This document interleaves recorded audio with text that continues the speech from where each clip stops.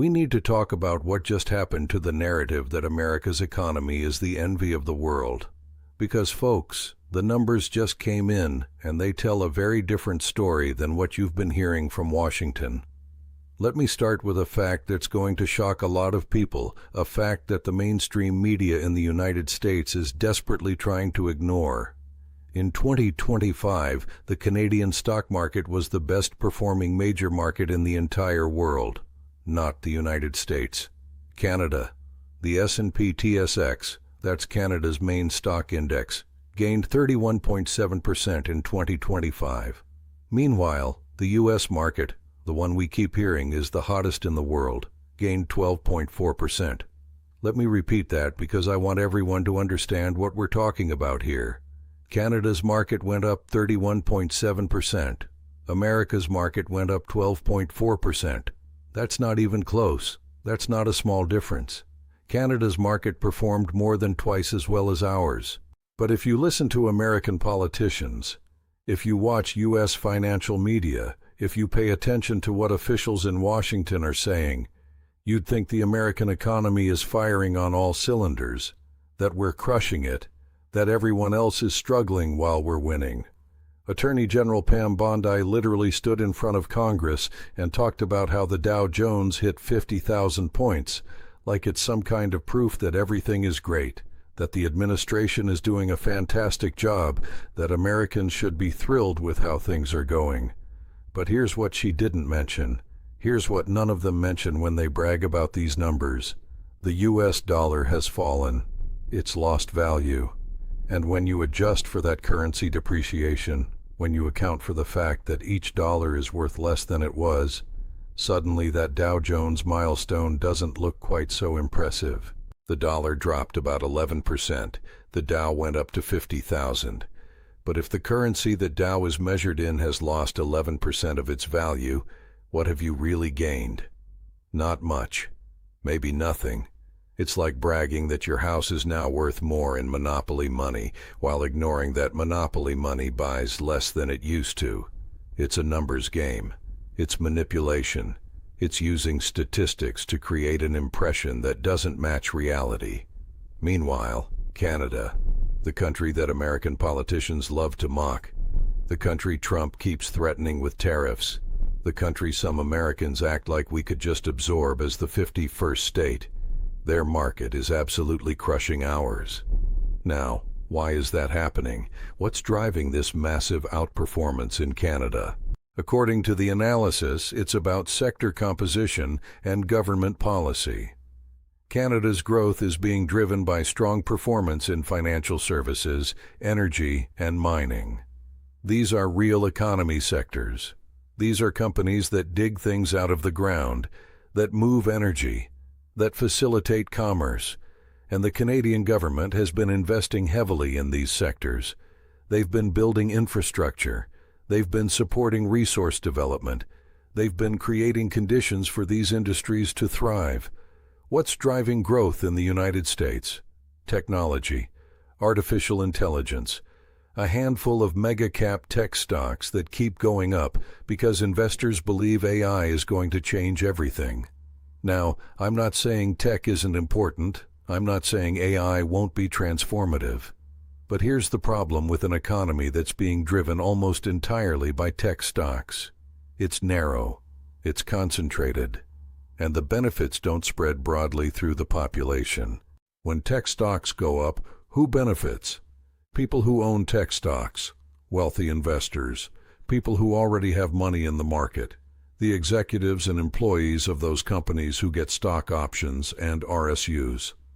But if you're a regular American who doesn't own much stock, who's working a regular job, who's trying to pay rent and buy groceries, how does the fact that Nvidia's stock price went up help you? It doesn't. In fact, it might hurt you. Because when wealth concentrates at the top, when the rich get richer while everyone else struggles, that increases inequality. That creates social tension. That makes housing more expensive because wealthy people are bidding up property prices. Canada's growth is more balanced. It's spread across multiple sectors: finance, energy, mining. These are industries that employ a lot of people at different skill levels. They create jobs not just for engineers and executives, but for trades workers, technicians, equipment operators. Now, the video makes an important point. Just because the stock market is doing well doesn't automatically mean regular people are doing better. There are plenty of Canadians who are struggling to afford groceries, just like there are Americans in the same situation. But here's the thing. If you're going to brag about stock market performance as proof that your economic policies are working, then you better be willing to acknowledge when someone else's stock market is performing way better than yours. And American politicians aren't willing to do that. They cherry-pick the data. They talk about the Dow hitting 50,000. They ignore the currency depreciation. They ignore that Canada's market is massively outperforming ours. They ignore that other countries are seeing stronger growth in ways that actually benefit more of their population. And then, and this is the really cynical part, they use these selective statistics to avoid answering hard questions about things that actually matter. Pam Bondi is a perfect example of this. She's testifying before Congress. She's being asked about the Epstein files, about why the DOJ has been redacting names and protecting powerful people, about why victims' identities were exposed while perpetrators were protected. These are serious questions. These are questions about justice, about accountability, about whether our institutions are corrupt. And how does she respond? She pivots to the economy. She talks about the stock market. She says, look at the Dow, look at how well we're doing. Everything is great. Why are you focusing on this other stuff? That's not answering the question. That's deflecting. That's using economic statistics as a shield to avoid accountability on completely unrelated issues. And it works because a lot of Americans have been conditioned to think that if the stock market is up, if GDP is growing, if unemployment is low, then everything must be fine. We must be winning. But that's not how it works. You can have a growing economy and massive corruption. You can have rising stock prices and declining quality of life for most people. You can have positive headline numbers and serious systemic problems. In fact, that's exactly what we have. The stock market keeps going up, but regular Americans feel like they're falling behind. Housing is unaffordable. Healthcare is unaffordable. Education is unaffordable. Real wages have been stagnant for decades when you adjust for actual cost of living increases. But politicians stand up and say, look at the Dow, look at GDP, we're winning. Meanwhile, Canada, with a smaller economy, with fewer people, with less global influence, is actually seeing better market performance. And it's being driven by sectors that create broader economic benefits, not just wealth concentration at the very top. Does that mean Canada has it all figured out? No. Does that mean Canadian policies are perfect? Of course not. But it does mean that the narrative American politicians are selling, the idea that we're the undisputed economic champion, that everyone else is struggling while we dominate, that's not supported by the data. In fact, the data shows the opposite. Other countries are outperforming us in key metrics. Other countries are building more balanced growth. Other countries are investing in infrastructure and real economy sectors while we're betting everything on a handful of tech stocks and hoping AI saves us. And when you point this out, when you show the numbers, the response isn't to engage with the evidence. The response is to attack the messenger, to question your patriotism, to accuse you of talking down America. But being honest about our challenges isn't talking down America. It's the first step to actually fixing things. You can't solve problems you won't acknowledge. The American economy has serious structural issues. We have massive inequality. We have infrastructure that's crumbling. We have education and healthcare systems that are failing.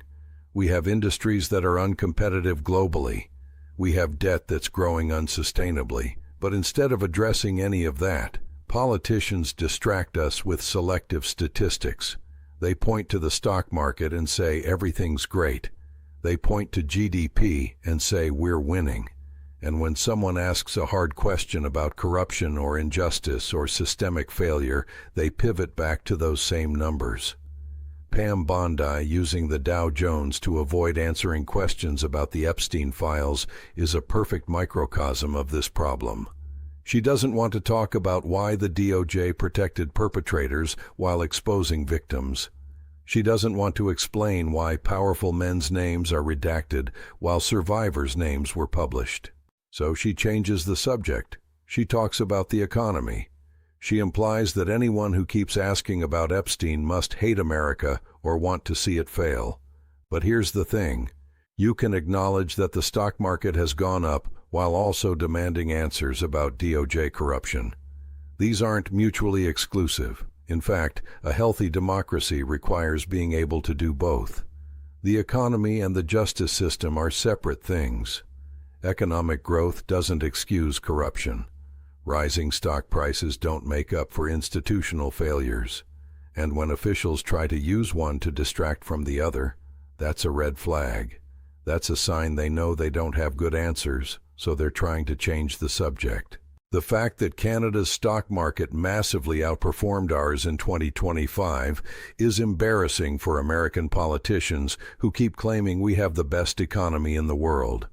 But instead of acknowledging it, instead of asking what Canada's doing right that we could learn from, instead of examining our own policies to see where we're falling short, they just ignore it.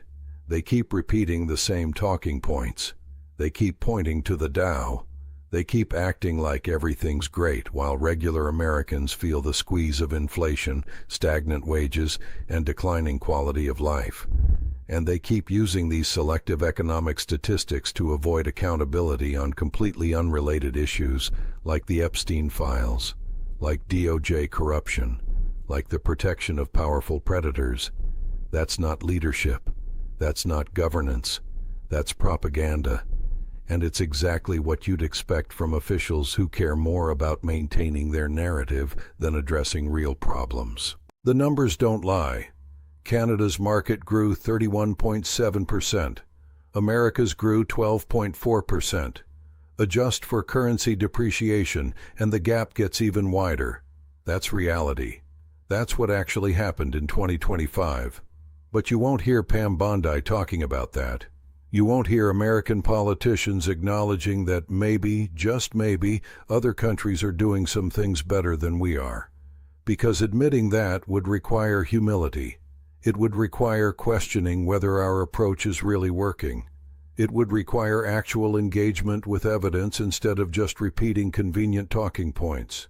And most importantly, it would make it harder to use the economy as a distraction when people ask hard questions about things like the Epstein files, like why 17 people resigned over DOJ misconduct, like why victims were exposed while perpetrators were protected. The deflection only works if people believe the economy is uniquely great in America. But if Canada's crushing us, if other countries are seeing stronger, more balanced growth, if the benefits of American economic growth are concentrating at the very top while regular people struggle, then suddenly that talking point doesn't work anymore. And that's why this matters.